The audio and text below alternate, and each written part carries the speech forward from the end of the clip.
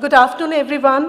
Shri Nitin Gadkari ji, Ms. Sunita Reddy, Mr. T.V. Narendran, Mr. Sunil Kant Munjal, Vishesh Chandiok, ladies and gentlemen. It is a pleasure to have you in this special session with the special minister and also the top leaders from the key sectors of the economy. Honorable Minister, many thanks for joining us at the National Leadership Conclave and for agreeing to share your vision for an innovation-led and responsible growth. You've shown that leadership is the magic ingredient in achieving any change, and your dynamism and creativity have transformed India's landscape. IMA is privileged to have you as a friend, and we are looking forward to hear your address and pick up leadership clues from you. Sunita, Naren, Mr. Munjal, Vishesh, it's a pleasure to have you. I would also like to welcome all our past presidents, council members, local management associations, and IMA members to this gathering this afternoon. Ladies and gentlemen, India is in the fast lane of growth, and it has the momentum to accelerate further.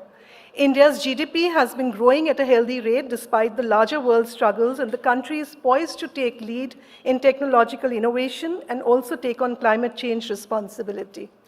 India's road transport and highway sector is a key driver on all these fronts, and under the leadership of Mr. Gadkari, this sector has become the catalyst of infrastructure creation, energy transition, technical and management innovation.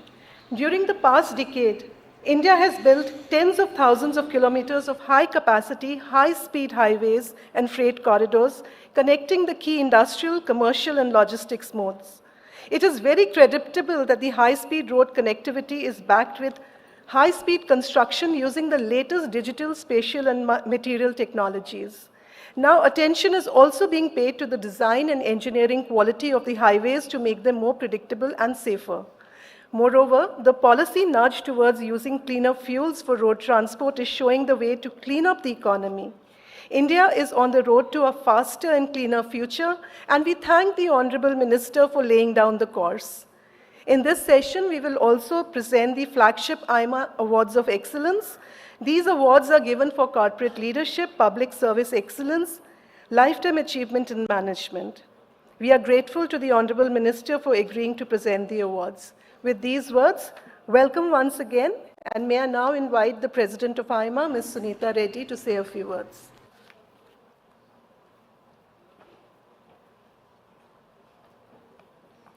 Namaste, Gadkari ji, Minister for Road Transport and Highways, Government of India, members of IMA, ladies and gentlemen, members on the dais, and our award winners. It is indeed a great pleasure to have Gadkari ji with us today. He has been the longest serving infrastructure minister, and under his leadership, we have the second largest highway network in the world. There are three things that really stand out, which he as a minister has been able to achieve. First is space.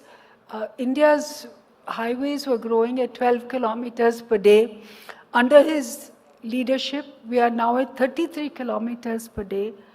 The second is that, in a way, he's a great equalizer because he's been able to connect all of India, the smaller towns with the big cities, the ports, the airports, and in doing so, he's been able to drive the success of many industries. The third is that he's been able to bring down, we hope, the cost of logistics, which is key for India as an exporter. Currently, we are at 16, the US is at 14, and China is 8, and we believe that under his leadership, the cost of logistics will further come down. I must say that with all this, he's able to triangulate agriculture, industry, and build commerce. This is the fulcrum of future growth for India. So Gadkari ji, it is both an honor and a privilege to have you here with us this afternoon. Thank you.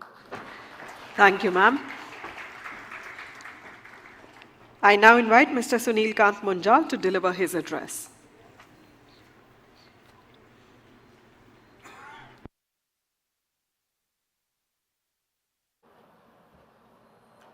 Gadkari ji, Naren, Sunita, Rekha, having Gadkari ji with us is always a pleasure.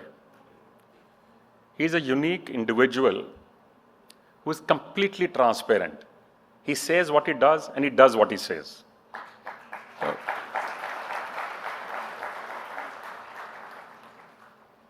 आपने हमें कुछ साल पहले discussion की थी गडकरी जी कि waterways को हम चलाएंगे इंडिया के अंदर. थोड़ा हमारे को बताइए कि उसके अंदर कितना ग्रोथ हुआ है. I believe we have grown, but I think that's an enormous upside potential available to India in our attempt both to make transportation and logistics lower cost, more efficient, and less polluting. It is well known world over that the order of way the cost and the amount of effluent created works is the reverse of the way we have been using it in India. Road transport, rail transport, and waterways. So what is it you think we can do to right this mix for us?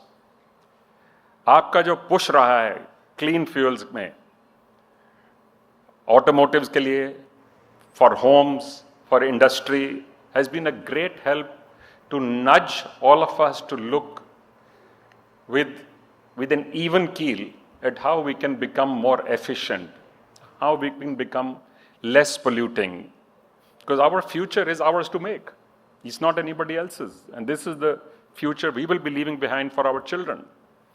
So I think some of the things that you have focused on are in right earnest some of the key touch points for the real differentiation of India at the past and India of the future where we want to get to. One of our biggest revolutions has been connectivity. It is not well understood or well enough understood that the road building program in India is probably the largest ever conceived on the planet. It's bigger than what North America did, it's bigger than what Europe did, it's also bigger than, I believe, what China has done. If you add all the tiers of road building that we are doing, from the expressways to the connectivity to the villages that India is doing right now. So we have a lot to thank you for. We have a lot to thank you for the leadership that you have provided, and we are delighted that you are here to give away the awards that Vishesh and his company help us put together through an independent jury which was headed by Sanjeev Bajaj. So these recognize outstanding individuals and corporates, and I think it would be most appropriate to have them given by your hands. So I want to thank you for accepting our invitation, for being with us. I know you have a very tight schedule. You have just come in from outside. So I will cut short the address that I wanted to give, and I'd rather listen to you now. Thank you very much. Thank you, sir. May I now invite Mr. Vishesh Chandiok, CEO, Grant Thornton Bharat LLP, to kindly introduce the IMA Excellence Award. Thank you. Very warm welcome to the Honorable Shri Nitin Gadkari ji. Warm greetings to all our esteemed panelists and all our guests here.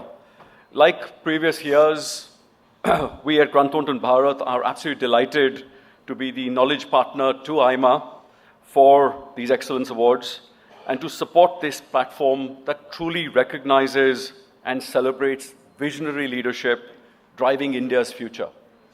Again, like Mr. Munjal, I'm going to cut short my remarks and just keep it to introducing the awards. But today, as I said, we are here to honor some truly remarkable individuals and their achievements through these IMA Excellence Awards that have become a gold standard in the world of management and leadership.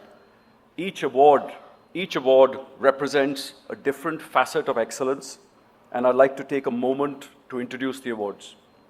The IMA Lifetime Achievement Award for Management is the first award.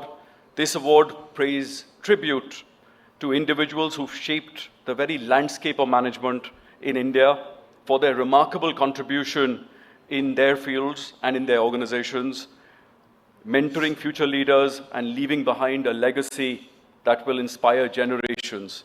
Past winners of the IMA Lifetime Achievement Award have included Mr. Ratan Tata, Mr. Rahul Bajaj, Mr. Narayan Murthy, Adi Godrej, Mr. R.C. Bhargava, Mr. Uday Kotak was the previous recipient of this award. The IMA JRD Tata Corporate Leadership Award, the second award, is a prestigious award for excellence in corporate leadership that was introduced in 1995 with the support of Mr. Ratan Tata. What a legend. This award is given each year to India's best CEOs. And again, the past awardees have included Mr. Mukesh Ambani, Mr. Chandrasekharan, Mr. T.V. Narendran himself, Sanjeev Mehta, Aditya Puri. Last year's award went to Mr. Sanjeev Bajaj, and I know he couldn't be here for some personal reasons. And Mr. Sanjeev Bajaj chaired the jury, which is the convention that whoever wins that award chairs the jury. And last but not the least, the third award is the IMA Public Service Excellence Award. IMA values high-impact leadership in the social sector, and it has honored India's outstanding change makers since the late 1990s. Past awardees have included Bankar Roy, Dilip Aspe, Vijay Kelkar, Bindeshwar Pathak, Mr. Amitabh Kant, Mr. Nandan Nilekani, etc. And the last award went to Dr. Mashelkar, the eminent scientist. Grant Thornton Bharat, GT Bharat as we like to call it, our role as knowledge partner included assisting the awards jury with research, data, analytics, so that the jury could make their decision. The jury weighed in the data and in its judgment weighed in the nominees' impact on life, on business, and the economy in the country to arrive at their selection. I'm absolutely pleased at the end of that rigorous process and passionate debates, we have found the most deserving winners for the awards. So to conclude, to all the award recipients, many, many congratulations. And to IMA, Rekha, yourself, and everybody at IMA, thank you for your tireless commitment to championing excellence and for putting together this incredible celebration of India. Thank you. Thank you. We are now moving to the presentation of the IMA Awards of Excellence. May I request the dignitaries on the dais to please join us center and front. Our first award is the IMA Public Service Excellence Award, and it gives me great pleasure to share with you all India Management Association is pleased to confer the IMA Public Service Excellence Award on Ms. Sunita Narayan, Director General, Center for Science and Environment.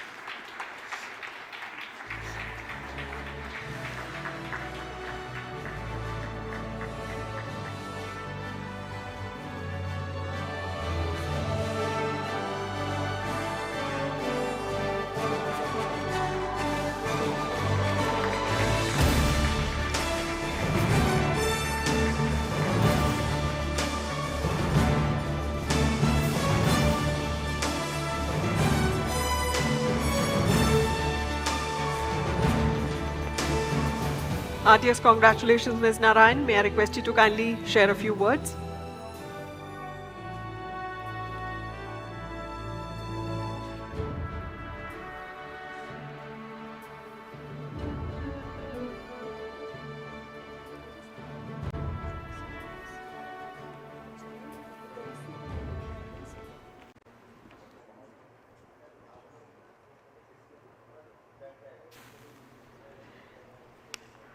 Our next award is the IMA Lifetime Achievement Award for Management. Please put your hands together. The All India Management Association is pleased to confer the IMA Lifetime Achievement Award on Mr. Anil Manibhai Naik, Chairman Emeritus of Larsen & Toubro. Due to his ill health, Mr. Naik is not able to join us here today. May I invite his daughter-in-law, Ms. Rucha Nanavati, to receive the award. Please welcome with a huge applause.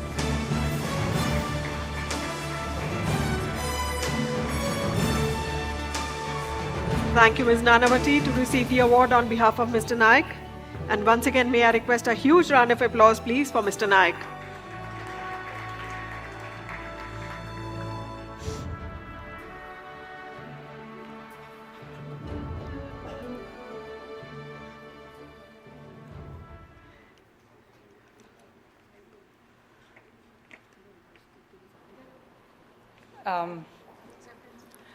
Big shoes to fill to speak on behalf of Mr. Naik, but good afternoon and namaste to everybody, distinguished guests, Honorable Nitin Gadkari ji. It's a privilege to receive this award this prestigious Lifetime Achievement Award on management on behalf of Mr. Nayak. He extends his heartfelt thanks to All India Management Association for this esteemed recognition. For Mr. Nayak, this award is a tribute to the values of commitment, integrity, and nation building, most importantly, nation building, that has guided his journey over the decades. He gratefully dedicates this to his teams, his mentors, and colleagues who have supported and shaped his journey. He remains deeply committed to contributing to India's progress and to nurturing future leaders who will carry this torch forward. Namaste. Thank you, ma'am. And finally, we have come to the prestigious IMA J.R.D. Tata Corporate Leadership Award. A visionary business leader, he has driven the transformation of ITC into a future tech, climate positive, innovative, and inclusive enterprise of pride. Under his leadership, ITC has scaled rapidly with revenues nearing 70,000 crore rupees and profits of 20 to 400 crores, creating world-class Indian brands, investing in advanced manufacturing, and building iconic hospitality and agri platforms. He has powered the ITC Next strategy to build leadership across businesses, cigarettes, foods, personal care, stationery, agri, hotels, paperboards, packaging, and IT, accelerating digital transformation, innovation, and sustainability. He champions ITC's Sustainability 2.0 agenda focused on climate change, circularity, and inclusive growth. A close collaboration with government, he has served on key committees including Niti Aayog Agricultural Digital Group and chaired Finance Commission's expert group on agri exports. He also chairs IIT Gandhinagar's board and serves on ISB's board. The All India Management Association is pleased to confer the IMA J.R.D. Tata Corporate Leadership Award 2024 on Mr. Sanjeev Puri, Chairman and Managing Director, ITC Limited.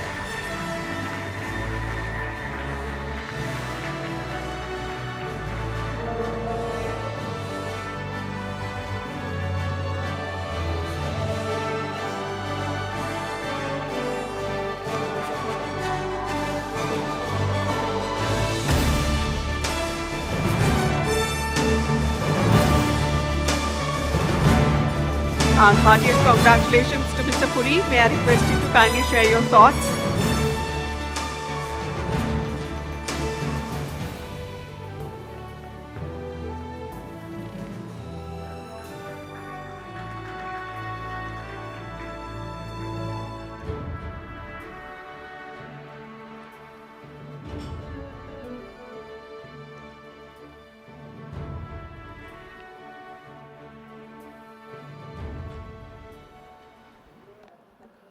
Honorable Minister Gadkari ji, I am truly humbled to receive this on behalf of all my colleagues in ITC, and I'm merely the recipient. I think is what everybody does in ITC, what all our stakeholders do together, and it's certainly a deep source of encouragement and endorsement on what we are deeply committed to. We say our credo is nation first, sab saath badhenge, and our philosophy has always been that businesses have both an economic and social purpose. So we have traversed the journey of simultaneously creating economic, social, and environmental capital, and I think this award certainly encourages us, encourages the entire team and the stakeholders to do more of it. So thank you very much, and receiving this from the Honorable Minister, none other than Honorable Minister, is very special. I think he has also been a very strong champion of sustainable growth, very strong champion of agriculture also, where we've had the opportunity to contribute, and I am really, really honored to receive it from him, and I thank the jury, thank IMA for this recognition. I'm truly humbled. Thank you very much. Congratulations. Congratulations, sir, and congrats to all the awardees once again for their outstanding contributions and leadership. Ladies and gentlemen, we have in our midst this afternoon Shri Nitin Jairam Gadkari, the Honorable Minister of Road Transport and Highways, Government of India. May I now request him to deliver the keynote address. His pioneering work has driven India's transformation in infrastructure and sustainable mobility. Let's welcome him with a rousing applause. Namaskaram. So, ladies and gentlemen, the minister has kindly agreed to a fireside chat rather than giving a one-way speech. So, if it's okay, Gadkari ji. So, हमें ये बताइए कि आपने जब ये शुरू किया, जब आप पहली बार मिनिस्टर बने, पहले तो आपने महाराष्ट्र में रेवोल्यूशन किया, रोड्स का, फ्लाईओवर्स का, उस समय शायद आपका कुछ नाम भी पड़ गया था ऐसा। क्या आपने कभी ये सोचा था कि इस स्केल तक इंडिया के अंदर रोड नेटवर्क बनेगा?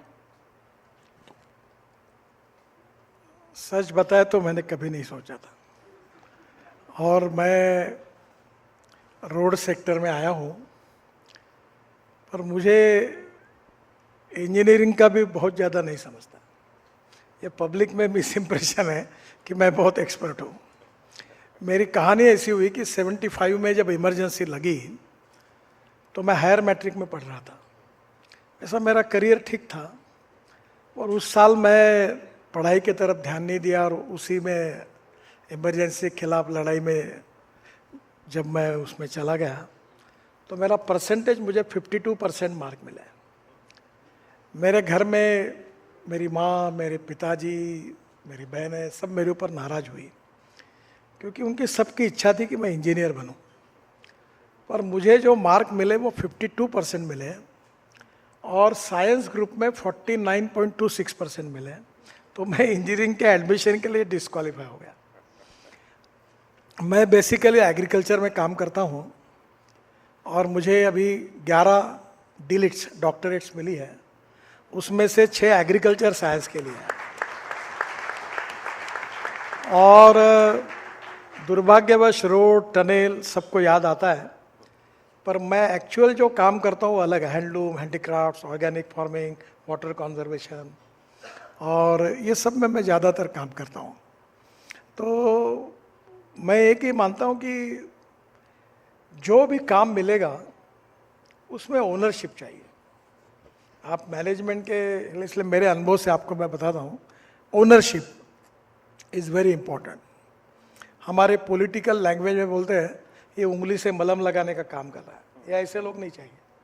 Ownership means responsibility. दूसरी बात है टीम वर्क चाहिए, और तीसरी बात है ट्रांसपेरेंसी चाहिए। और एक बात जो मुझे सिखा के गई, तब धीरू भाई अंबानी थे, और मुंबई पुणे हाईवे के इसमें उनका लोएस्ट टेंडर था, तो वो कॉस्ट ज़्यादा थी, 3600 करोड़ थी, आज के 50,000 करोड़ होगी, तो मैंने वो रिजेक्ट किया था। तो बाद में वो रोड मैंने हमारी कॉरपोरेशन एस्टैब्लिश करके कैपिटल मार्केट में पैसा खड़ा करके फिर मैंने वो काम पूरा किया। तो 2000 करोड़ ने आज के 20,000 करोड़ बच गए, उसमें 1600 करोड़ में हुआ था। तब ये काम करने के लिए जब मैंने शुरुआत की तो पूरी निगेटिविटी थी। तो मुझे सब लोग पूछते थे कि तुम क्या करोगे, तुम्हारे में क्या हैसियत है, क्या होगा, कभी राजनीतिक नेता थोड़े बन पाएंगे। तो एक क्रिटिसिज्म भी था। तो मैं एक पूना में गया था, तो एक इंडियन एक्सप्रेस के एक पत्रकार ने मुझे पूछा कि तुम्हारे पास पैसे कितने हैं। मैंने कहा 5 करोड़ रुपए। रोड पूरा करने के लिए कितना लगता है? मैंने कहा 2000 करोड़। तो बोले कब पूरा करोगे? 2 साल में। तो उन्होंने मुझे पूछा कि तुम्हारे पास क्या है, तुमको क्या लगता है कि तुम नेता लोग कुछ भी बोलते रहे और लिखते रहे, ऐसी तुम्हारी अपेक्षा है क्या? बोला नहीं। तो क्या है तुम्हारे पास? वो नहीं गया अमिताभ बच्चन के पिक्चर में, बोले मेरे पास माँ है। तो मैंने उसको जवाब दिया मेरे पास स्ट्रॉन्ग पॉलिटिकल विल है। और मैं उस समय यह कहता, उनको मैंने जवाब दिया कि if there is a will there is a way, and if there is no will there is only survey, discussion, seminar, committee, sub committee and study group. और मुझे सबसे ज़्यादा नफरत किसी के बारे में है कि जो फाइल पर निर्णय नहीं करता। और मैं अनेक अधिकारियों को सुना चुका हूँ, आप कितने लाजवाब व्यक्ति हो। बोले क्यों? मतलब पत्नी से भी ज़्यादा फाइल पे प्रेम करते हो। 3 महीने दबा के बैठे हो। अरे जो करना है करो, निर्णय करो। I like people who can get the things done, either yes कहो या नो कहो, पर ऐसे अटकते मत रहो। मैं आपको तो ना यही ये बात जो हुई, इसका अनुभव मुझे मिला और बाद में इसका फायदा हुआ है। मैं आपको दूसरी तरफ भी थोड़ी देर में ले जाता हूँ, लेकिन पहले मैं सड़क के ऊपर ही थोड़ा टाइम लगाना चाहता हूँ कि दो सवाल। एक, हम एक समय 1.2 किलोमीटर बनाते थे इंडिया के अंदर दिन में, फिर हम 12 किलोमीटर डेली पहुँचे, फिर हम 20 किलोमीटर डेली पहुँचे। हम 100 किलोमीटर डेली तक कब पहुँचेंगे? और आपने सड़क के स्पेसिफिकेशन भी चेंज करवाई हैं, इम्प्रूव कराई हैं, both from sustainability point of view, from upkeep and maintenance point of view. तो उसके अंदर इस विद दिस चेंज सिनारियो, और जो आपको मालूम ही है जो हमारा सिस्टम है सेंटर और स्टेट का रिलेशनशिप का, in the current circumstances, when do you think we can reach 100 kilometres a day across the nation, and when do you think we will have better connectivity across different transport modes? क्योंकि हमारे को अगर logistics cost कम करनी है तो हमें सबके ऊपर काम करना पड़ेगा, ना केवल रोड के ऊपर। देखिए, पहली बात तो ऐसा है कि मैं रोड का मंत्री हूँ तो उसी के बारे में बोलना ज़्यादा उचित होगा। एक तो ये बात सही है कि मैं जब 14 में मंत्री बना तो हमारे पास 406 प्रोजेक्ट ऐसे थे 3,85,000 करोड़ के कि वो बंद पड़े हुए थे, और बैंकों में उन प्रोजेक्ट का 3 लाख करोड़ का एनपी हो गया था। तो मैं यहाँ हमारे ऑफिस के नीचे एक हॉल बनाया था और मैं कॉन्ट्रैक्टर, बैंकर्स, कंसल्टेंट, इंजीनियर सबको बुलाता था और निर्णय करता था। तो 40,000 करोड़ के प्रोजेक्ट हमने टर्मिनेट किए क्योंकि होने लायक नहीं थे, और बाकी प्रोजेक्ट में मैंने देखा कि क्या कारण है कि ये क्यों नहीं हो पा रहा है। तो 90% गलतियाँ सरकार की थी, पर सरकारी अधिकारियों की एक विशेषता रहती है कि when there is a dispute between two person, one cannot be a judge, और आपकी ताकत नहीं है सरकार के खिलाफ किसी के बोलने की, तो वही जज बन जाते हैं और पूरे फाइल पर कॉन्ट्रैक्टर के गले में लटका देते थे। मैंने कहा तुम्हारी गलती है, तुमने निर्णय क्यों नहीं किया, तुमने लैंड क्यों नहीं दी, तुम्हारे क्लियरेंसेस एनवायरनमेंट फॉरेस्ट के क्यों नहीं मिले। तो बाद में हमने वो सॉल्व करते करते हमें 3 लाख करोड़ के एनपीए से हमने भारत में इंडियन बैंकों को बचाया, और अभी ऐसी स्थिति है कि वो सब क्लियर होने के बाद फिर अभी वो उतने प्रॉब्लम तो होती ही है। देखो, समस्या कहाँ नहीं है, सब जगह प्रॉब्लम्स हैं, पर समस्या को सक्सेसफुली सुलझाना, that is the test of leadership. तो मैं एक बात अक्सर कहता हूँ कि there are some people who convert problems into opportunities and there are some people who convert opportunities into the problem. तो मैं समस्या को कोई डरता नहीं हूँ। मेरा एक ही कहना है कि अभी हमारे पास पैसे की कमी नहीं, इतना पैसा पड़ा हुआ है कि हम चाहे उतने रोड बना सकते हैं। प्रॉब्लम कॉन्ट्रैक्टर बढ़ा सकते हैं, और अभी मैंने एक घोषणा की पार्लियामेंट में इसी सेशन में कि हम 25,000 किलोमीटर 2 to 4 लेन बनाएंगे। और जो टेक्नोलॉजी की बात है वो बहुत इम्पॉर्टेंट है। कॉस्ट ऑफ कंस्ट्रक्शन को कम करना और क्वालिटी ऑफ कंस्ट्रक्शन को इम्प्रूव करना और वेस्ट मटेरियल का यूज़ करना इको फ्रेंडली, इस पर हमारे एम्फसिस है। तो मैं, this is my target, this is not my declaration, कि मैं अब चाहता हूँ कि मैं एक बार 100 किलोमीटर पर डे ये टारगेट रखकर काम कर रहा हूँ। अगर देखिए अब क्या होता है, तो मेरा प्रयास तो है कि ये पूरा करूँगा। और जहाँ तक देश की बात है, तो मैं 1-1.5 साल में पहले कहता था कि American roads are not good because America is rich, but American roads are good, that is the reason कि अमेरिका रिच हो गई। तो मैं अब उसी बात को रखकर मैं ये कहता था कि मैं अमेरिका के बराबरी के नेशनल हाईवे बनाऊंगा। तो मुझे कुछ अमेरिकन लोग अपने इंडियन वहाँ रहते हुए आए, बोले आप गलत बोल रहे हो। मतलब क्या हुआ? बोले अमेरिका से आपके रास्ते अच्छे बने। वो मेरठ में यही इसी होटल में यही चर्चा में एक महिला उधर रहती है, तो उन्होंने कहा कि आप गलत बोल रहे हैं। तो अभी मेरा ऐसा है कि 1-1.5 साल में अमेरिकन नेशनल हाईवे से हमारे हाईवे अच्छे बनेंगे, ये मैं आपको विश्वास दिला सकता हूँ। मैं आपसे जो आपने पहले बात की, मैं उस तरफ जाना चाहता हूँ कि अगर इंडिया डेवलप होगा तो सारा इंडिया डेवलप होगा, तभी इंडिया डेवलप होगा. Not only urban India, not only the top of India, not only Indian industry, और ख़ास करके जो रूरल इंडिया है, इस समय जो ज़्यादा गरीबी है वो रूरल एरियाज़ में है. शहरों में भी है लेकिन वहाँ ज़्यादा है. क्या हम एग्रीकल्चर को एक क्वांटम लीप दे सकते हैं जैसे हमने टेलीकॉम में किया, रोड्स में कर रहे हैं? और दूसरा, क्या हम non agriculture economy rural India में डेवलप कर सकते हैं? हमारे पास इनहेरेंट स्ट्रेंथ बहुत है. हमारा जो आर्टिजनल स्किल है वो कई हज़ारों साल पुरानी है, और इंडिया में ग्लोबल एक्सपोर्ट जो रही है, हम लीडर रहे हैं. और उसमें वही था, हमारे स्पाइसेस के अलावा textile, woodwork, ivory, bell metal हम सब करते रहे हैं. क्या हम उनको रिवाइव कर सकते हैं, कंटेम्पराइज कर सकते हैं, ताकि हमारी इकोनॉमी जो है सारी डायनामिक हो? देखो, आपने जो सवाल पूछा that is touching to my heart. मैं जिस क्षेत्र से आया हूँ वहाँ 10,000 किसानों ने आत्महत्या की है, और इसलिए मैंने ये तय किया कि मैं अपना लाइफ इस कॉज के लिए दूंगा. तो मैं एग्रीकल्चर में ही ज़्यादातर काम करता हूँ. और मैं, आप नाराज़ मत होइए, मैं आप जब भी पुरी साहब को आपने अवार्ड दिया तो मैं बहुत खुश हुआ, क्योंकि वो एग्रीकल्चर में काम करते हैं. पर मैं अगर ये सवाल पूछूं कि आप में से कितने लोग एग्रीकल्चर में कैपिटल इन्वेस्टमेंट करके क्या कर रहे हैं, तो उसका जवाब बहुत अच्छा नहीं आएगा. हमारे देश में जीडीपी ग्रोथ में 52 to 54% कंट्रीब्यूशन सर्विस सेक्टर का है, 22 to 24% कंट्रीब्यूशन मैन्युफैक्चरिंग सेक्टर का है, और 14% एग्रीकल्चर एंड अलाइड इंडस्ट्रीज का है. एक समय 90% आबादी गांव में रहती थी, अब 30% माइग्रेशन हुआ है, और अभी 65% पॉपुलेशन का कंट्रीब्यूशन केवल 14% है.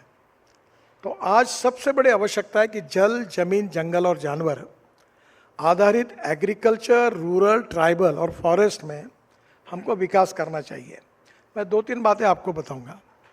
अभी हमने विशेष रूप से हमारे रोड सेक्टर में बाम्बू का क्रैश बैरियर बनाया. इंदौर का जो टेक्निकल इंस्टीट्यूट है उसमें टेस्ट होकर हमने सर्टिफाई किया कि हम स्टील के बजाय बाम्बू के क्रैश बैरियर बनाएंगे. अभी हमारे यहाँ नागपुर जबलपुर रोड पर एक रोड हमने बनाया, जिसमें सेंट्रल रिसर्च रोड ऑर्गेनाइजेशन ने उसको वो प्रोजेक्ट किया. प्राज का भी रिसर्च था कि हमारा जो राइस स्ट्रॉ है उससे, परली जिसको आप कहते हैं, उससे 1 लाख लीटर इथेनॉल पानीपत में बनता है. 78,000 ton per year aviation fuel बनेगा, और 150 टन बायो बिटुमिन बनता है. और पंजाब, हरियाणा और उत्तर प्रदेश को मिलकर अभी 400 project rice straw to CNG बना रहे हैं. उसका बाय प्रोडक्ट है लिग्नेंट. तो अभी हमने पहली बार लिग्नेंट, वो 35% निकलता है, वो बिटुमेन में, पेट्रोल बिटुमेन में डाला, 15% रबर पाउडर डाली, और 7% वेस्ट प्लास्टिक डाला. और ये 1 किलोमीटर रोड बनाने के बाद उन्होंने ये सर्टिफाई किया कि ये रोड पेट्रोलियम बिटुमेन से 50% ज़्यादा अच्छा है. अब मैं किसान केवल अन्नदाता नहीं रहे, वो ईंधन दाता बने, ऊर्जा दाता बने, हवाई ईंधन दाता बने, बिटुमिन दाता बने, और हाइड्रोजन दाता बने. और ये संभव है. मैं जब कह रहा हूँ तो मेरे पास हर चीज़ प्रूवल है, और ये हो सकता है. केवल हमारा इसके तरफ ध्यान नहीं है. और जो ये भी एक नया जातिवाद है, अर्बन इकोनॉमी, इंडस्ट्रियल इकोनॉमी, और ये इंडिया और भारत. शरद जोशी शेख किसान संगठन के नेता थे, वो कहते थे कि इंडिया एंड भारत. मैं उसमें नहीं जाना चाहता, पर हमने पिछले अनेक बाद हमने एग्रीकल्चर, रूरल, ट्राइबल सेक्टर को थोड़ा सा ध्यान कम दिया है. अब हमें ज़रूरी है कि इसके ऊपर ध्यान देना चाहिए. जैसे आईटीसी अच्छा काम करती है, ऐसी और 100 कंपनियां अगर आएगी, और एग्रीकल्चर ग्रोथ अगर हमारा 22% होगा, तो ये स्थिति बदलेगी. एक छोटा सा उदाहरण देता हूँ. कॉर्न की कीमत 1.5 साल पहले 1200 रुपये क्विंटल थी, और उस समय यही दिल्ली में हमारे बड़े बड़े लोग फूड वर्सेस फ्यूल, ये बड़ा विवाद करते थे, बड़े बड़े लोग विरोध करते थे. मैं उसके पक्ष में था. आखिर हमने आग्रह से कहा, पीएम साहब ने मान्य किया, और कॉर्न से इथेनॉल बना. आज कॉर्न की कीमत 2600 रुपये क्विंटल हुई, यानी एमएसपी थी 1800 क्विंटल, मार्केट प्राइस थी 1200 क्विंटल और आज 2600 क्विंटल हुई। इसका 2600 रुपये क्विंटल हुई। इसका कारण कॉर्न से इथेनॉल बनना शुरू हुआ। तो धीरे धीरे ब्रोकन राइस से, कॉर्न से, बायोमास से, बाम्बू से, परली से, ये जो 22 लाख करोड़ रुपए का फॉसिल फ्यूल का इंपोर्ट है, एक समय लोग मुझे हंसते थे मैं जब अल्टरनेटिव फ्यूल और बायोफ्यूल की बात करता था। आज मैं आपको बता दूं, इसमें से 10 लाख करोड़ अगर ये पंजाब, हरियाणा, हमारा कर्नाटक, आंध्र, यहाँ के किसानों के जेब में अगर ये पैसा जाएगा तो देश की इकोनॉमी बदलेगी, ग्रोथ बढ़ेगी। और एग्रीकल्चर ग्रोथ रेट जो है, जो कंट्रीब्यूशन है जीडीपी ग्रोथ में, वो अगर 22% हुआ तो कोई गांव से शहर की तरफ नहीं आएगा। और इसलिए टेक्नोलॉजी, इनोवेशन एंड रिसर्च, मैं अक्सर 2 बातें कहता हूँ और याद भी रखता हूँ और उसका पालन करने की कोशिश करता हूँ कि नॉलेज ये पावर है। Innovation, entrepreneurship, science, technology, research, skill and successful practices, we name it as knowledge and conversion of knowledge into wealth is the future. तो मेरा आपसे अनुरोध है कि जल, जमीन, जंगल और जानवर, इस पर आधारित best technology in the world, इसका अध्ययन करें। अभी मैं स्पेन में गया था, मैं आपसे अनुरोध करूंगा, मैं हमारे यहाँ नागपुर ऑरेंजेस होते हैं, तो हमारे यहाँ 1 एकड़ में 4 टन ऑरेंजेस होते हैं और स्पेन में 25 से 30 क्विंटल होते हैं। वैलेंसिया करके पार्ट है, वहाँ 4 दिन में था। तो हमने उनकी टेक्नोलॉजी का अध्ययन किया और पूरा स्टडी करके आकर हमने 250 रुपये फीस रखी और 600 किसानों का वर्कशॉप रखा। और मैंने कहा ड्रोन से स्प्रेइंग करना, ऑर्गेनिक कार्बन कैसे बढ़ाना, सब बातों का टेक्निक जब किसानों ने पढ़ा, मेरा विश्वास है वो निश्चित रूप से कामयाब होंगे। प्रश्न ये है कि क्या जिनके पास कैपिटल इन्वेस्टमेंट करने की क्षमता है वो बेस्ट टेक्नोलॉजी के साथ रूरल, एग्रीकल्चर और ट्राइबल सेक्टर में अगर जाएंगे तो परिस्थितियां बदलेगी। और इसके लिए मुझे लगता है कि ये आगे आने वाले दिनों में संभव होगा और आप जैसे लोगों की सहयोग से एग्रीकल्चर सेक्टर बहुत स्ट्रांग होगा। Thank you. मैं आपको लास्ट सवाल पूछता हूँ शहरों के लिए, क्योंकि हम तो सब शहर में रहते हैं। जैसा आपने कहा, रूरल इंडिया डेवलप होना बहुत ज़रूरी है, लेकिन जो हमारी शहरों की इस समय कंडीशन है, they are getting over crowded, very busy. आपने पीछे बेंगलोर में स्काई बस की बात की, और हम क्या कर सकते हैं ताकि जो रूरल ट्रैफिक मैनेजमेंट है इसको हम स्मूथ कर पाएँ। आज की डेट में गुड़गांव से दिल्ली आना हो तो 2 घंटे लगते हैं, 1.5 घंटा लगता है रोज़, अगर आप ऑफिस टाइम में आए तो। So what are the possibilities today that we can actually do in the reasonably short term ताकि वो realization भी हो और उसका benefit भी citizens देख पाएं? देखिए, पहली बात तो ऐसी है कि हम दिल्ली के, ये जो दिल्ली एनसीआर में 1 लाख करोड़ के रोड बना रहे हैं, तो लगभग अब दिसंबर तक पूरे काम हो जाएंगे। अभी हम और बैठ रहे हैं इसमें और क्या कर सकते हैं। दिल्ली की मुख्यमंत्री मुझे मिली थी, एमपी भी मिले थे, और ये तो वहाँ भयंकर ही है, तो भी मैंने आपको बचाया। ये धौला कुआं में मैं दिल्ली कभी आता ही नहीं था, पहली बार आया तो बीजेपी का प्रेसिडेंट बन के आया। तो मुझे रोज सुबह आता, धौला कुआं में 1.25 घंटा गाड़ी में बैठता, यही ट्रैफिक जाम रहता था। तो धौला कुआं अच्छा करते करते मेरे जिंदगी के 4 साल खराब हुए। ये डिफेंस की जगह लेना बहुत कठिन था।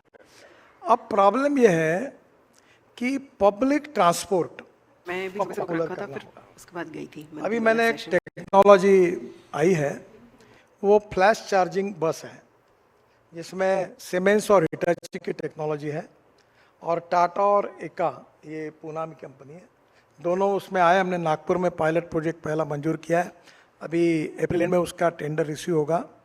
वो बस जो है वो एग्जीक्यूटिव चेयर है, सामने टीवी है, एयर होस्टेस जैसी बस होस्टेस है।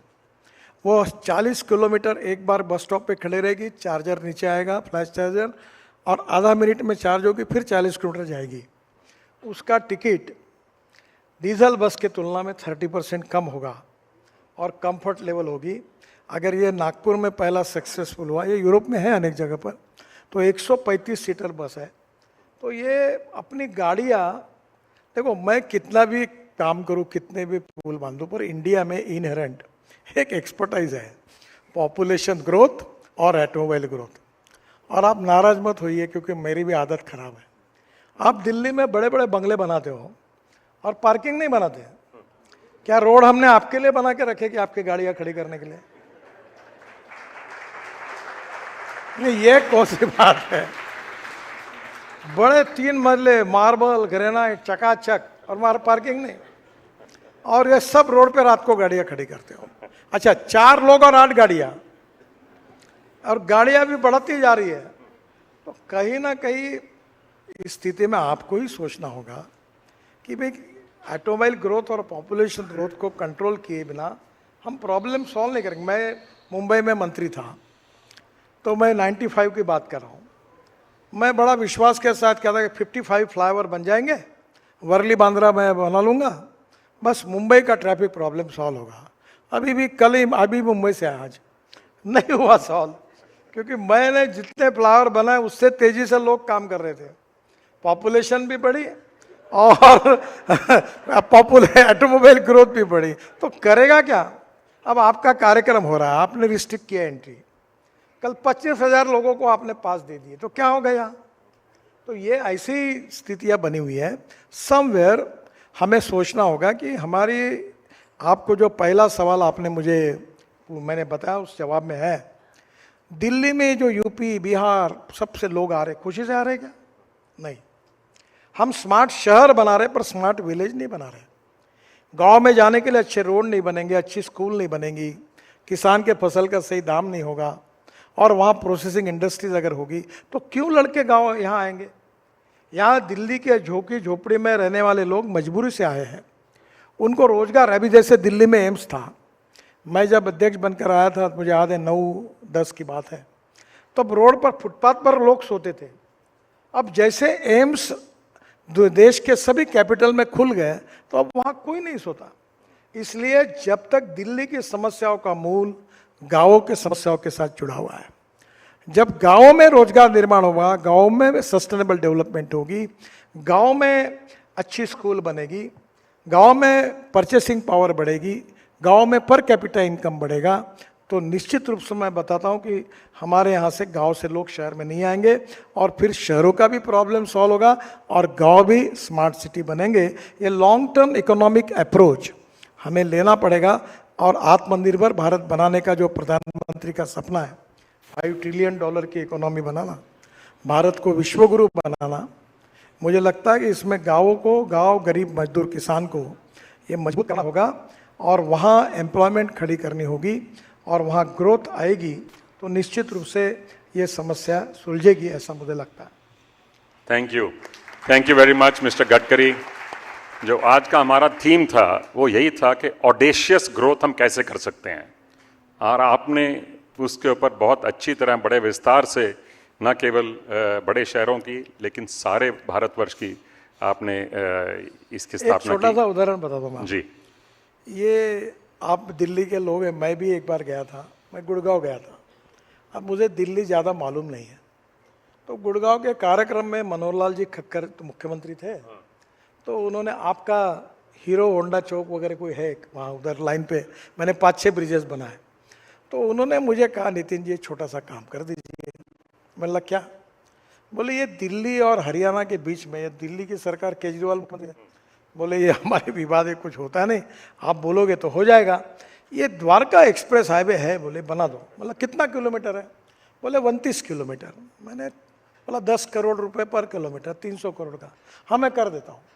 मैंने घोषणा कर दी, और मैं जब आया तब मैंने देखा तो वो निकला 9,000 करोड़ का। अब आपको मैं बताता हूँ, मैंने वो द्वारका एक्सप्रेस हाईवे बनाया, अब मुझे भी दिमाग में नहीं आया, अभी दिल्ली में मेरा घर नहीं है, अब मुझे थोड़ी अकल रहती तो मैं भी एक फ्लैट ले लेता। अभी उस रोड पर केवल 10 लाख करोड़ की इन्वेस्टमेंट हुई है, बड़े बड़े फ्लैट बने, प्रॉपर्टी बढ़ गई। और मैं जब मुंबई जा रहा था तो एक टॉय पहना हुआ आदमी यार मेरे झुक के नमस्कार किया। मैंने बोला अरे ऐसा मत करो। बोले साहब आपने मेरा जीवन बदल दिया। मतलब क्या हुआ?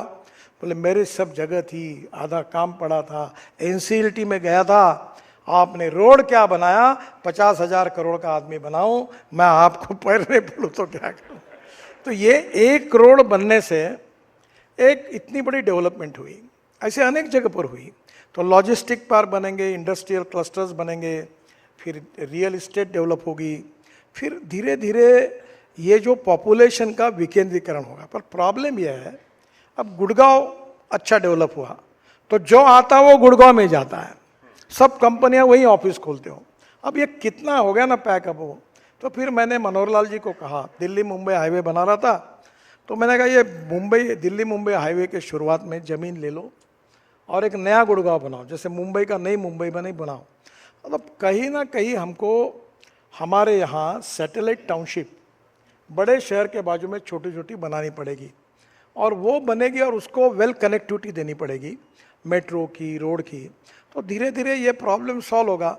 अब कम से कम ये भी कानून नहीं बना सकते कि गुड़गांव में ऑफिस मत खोलो, या जो है वो गुड़गांव से निकलो तो आप पहली बार मुझे अगली बार बुलाना बंद कर देंगे। तो प्रॉब्लम यह है कि हमें आउट ऑफ बॉक्स कुछ समस्याओं पर सॉल्यूशन निकालने होंगे, और जो केवल सरकार नहीं निकाल सकती, वो आप सबके सहयोग के बिना नहीं हो सकता। Thank you very much, Gadkari ji. May I now invite Mr. T.V. Narendran to give us the concluding remarks.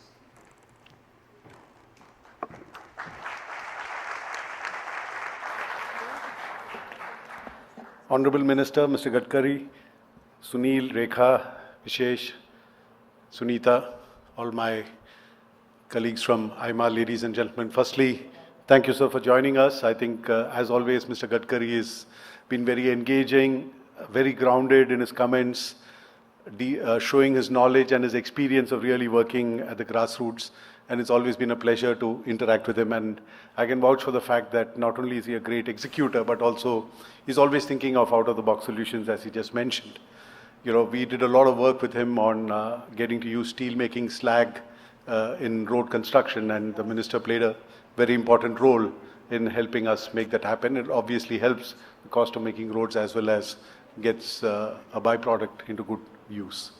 I also want to thank Vishesh and his team for running with the awards selection, and I also want to congratulate Sanjeev, Sunita and Mr. Nayak for well-deserved honor that they got today. I want to thank Sunil for pivoting very quickly from what was meant to be a speech to a fireside chat. Thank you, Sunil. I want to thank Sunita and Rekha for welcoming us. Thank you, ladies and gentlemen.